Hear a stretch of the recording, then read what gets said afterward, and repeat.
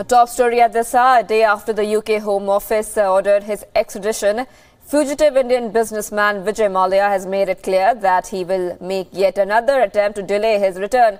Now, taking to Twitter, Mallya said he would appeal against the decision. He wrote, and I quote, "After the decision was handed down on December 10th, 2018 by the Westminster Magistrates Court, I stated my intention to appeal. I could not initiate the appeal process before a decision by the Home Secretary. Now I will initiate the appeal process." But Mallya's appeal will only be considered if the High Court grants him the permission. Earlier, British Home Secretary Sajid Javid signed the extradition order 8 weeks after the case was sent to him for a decision on whether to order extradition. The decision has been hailed in India. Now, Union Minister Arun Jaitley took to Twitter and saying, and I quote, "Modi government clears one more step to get Mallya extradited while opposition rallies around the Sharadha scamsters," unquote.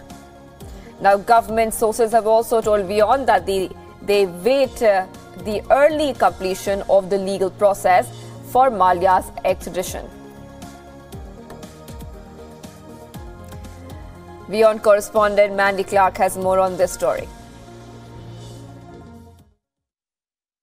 So what now after the British Home Secretary has signed the extradition orders for Vijay Mallya? Well, we can certainly expect that his legal team will appeal that decision, and that means his case heads to the appeals court.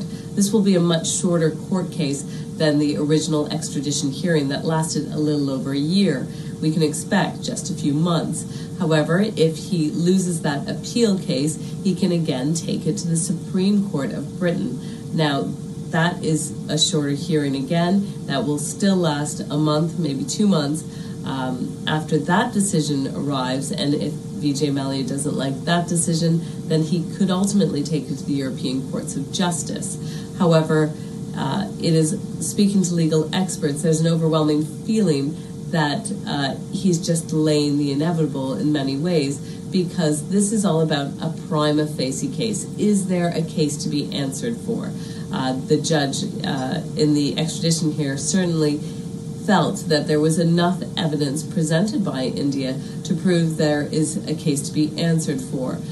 Lots of legal experts looking over the case feel the same way, but ultimately it will be up to an appeals court judge to make the decision if he decides to appeal. Mandy Clark, London, Wion, World is One.